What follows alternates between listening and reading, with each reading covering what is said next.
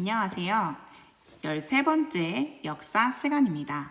교과서 48쪽부터 49쪽까지 이야기를 오늘 다뤄보도록 하겠습니다.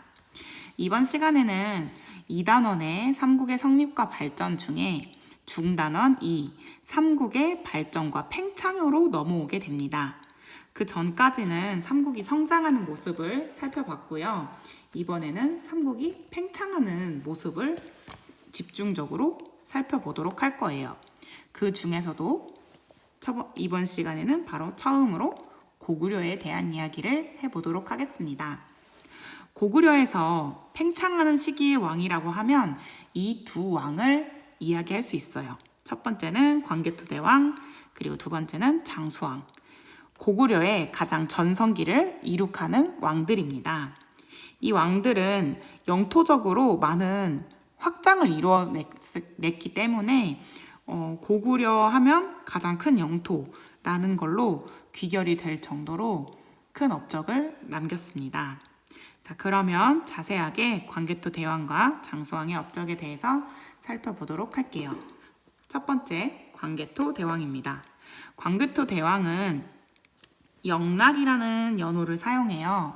그래서 광개토대왕이 남긴 기록에 보면 광개토대왕을 지칭하는 용어로 영락이라는 단어를 사용하고 있습니다. 이렇게 연호를 직접적으로 사용했다는 건 고구려의 자부심을 보여주는 내용인데요. 연호는 중국의 황제만 사용을 하는 거였어요. 그런데 광개토대왕도 사용을 했다는 건 연호를 사용하더라도 중국에서 어떻게 하지 못할 정도로 강력한 힘을 가지고 있었다는 걸 뒷받침해주는 내용이기도 합니다. 그리고 광개토대왕은 백제를 공격하면서 한강 이북 지역까지 영토를 넓히게 돼요.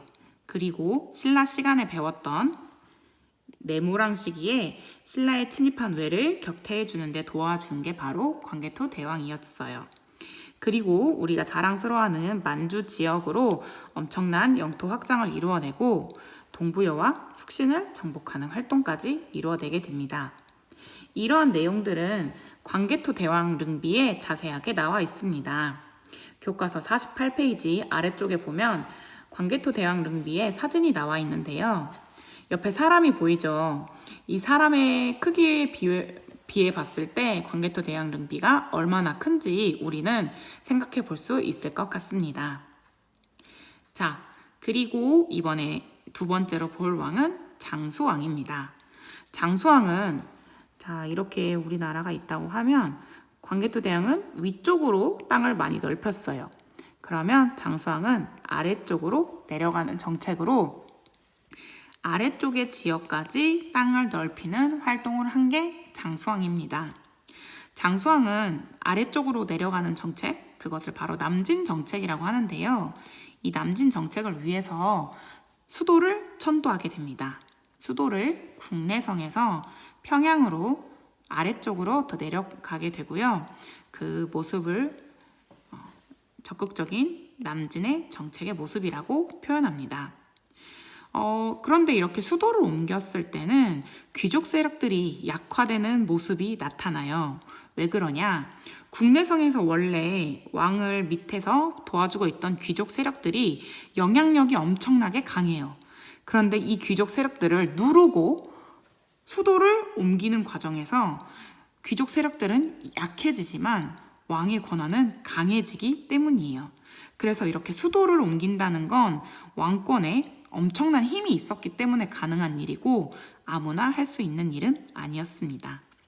평양으로 수도를 옮기게 된 해는 427년입니다. 자, 이 시기에 가면 이렇게 고구려에서 광개토대왕과 장수왕이 나라를 발전시키고 있을 무렵이 되면 고구려, 백제, 신라 중에 고구려가 가장 전성기를 누리는 시기가 됩니다. 그러면 백제랑 신라는 어떻게 해야 될까요? 고구려가 아래쪽으로 계속해서 쳐들어오고 있어요. 그러면 이 둘은 손을 잡아야겠죠. 그래서 신라와 백제는 동맹을 맺고 고구려에 대항하는 모습을 보여주게 됩니다. 하지만 이들의 대항에도 장수왕은 굴하지 않고 백제를 공격하면서 백제의 성인 한성을 함락하는 업적을 이루어냅니다. 그러면서 남한강 유역까지 진출을 하게 되고요. 한반도의 중부 지역까지 영토를 확장하게 됩니다. 그래서 건립해서 남긴 유적이 바로 충주 중원 고구려비입니다. 중원 고구려비에는 이 시기 장수왕의 내용이 남겨져 있는데요. 충주 고구려비에 대해서는 자세하게 알아보는 시간을 다음에 또 갖도록 하겠습니다. 자, 그리고 이 장수왕 시기에 가면 중국의 남조와 북조 이 모두와 교류하는 양면적인 모습을 보여주게 되는 게 특징입니다. 고구려가 성장하는 시기에는 조금 아픈 비밀이 하나 숨어 있어요. 고구려가 성장을 할 때 중국은 분열을 하고 있다는 점입니다. 중국이 하나로 통일되지 못하고 분열되어 있는 국가의 모습을 하면서 자기들끼리 싸우고 있는 틈을 타서 고구려가 만주 지역까지 크게 성장을 할 수 있었다는 해석도 여러분은 생각을 해보아야 합니다. 자, 그래서 남조와 북조가 무엇이냐면요.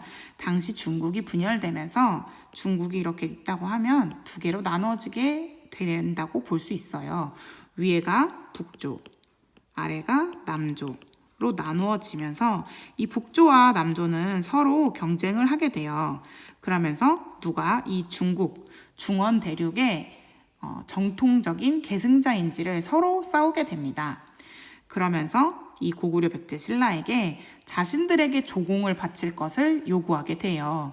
조공을 바친다는 건 이때 당시 중국에서 자신들의 자존심을 세우는 역할을 해주었기 때문에 고구려가 누구에게 조공을 바치고 그리고 또 고구려와 누가 친하게 지내면서 교류를 했는지는 그들에게 가장 중요한 문제였다고 볼 수 있겠죠. 그래서 이 장수왕은 이 북조와 남조가 나누어진 틈을 타서 어느 누구와도 손을 잡지 않고 양쪽을 다 교류하게 되는 모습을 보여주게 됩니다.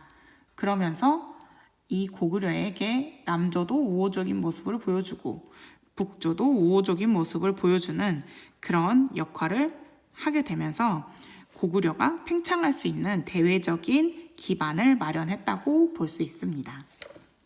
자, 여기까지 하면 13강의 내용, 고구려의 팽창의 모습을 다 살펴보았습니다.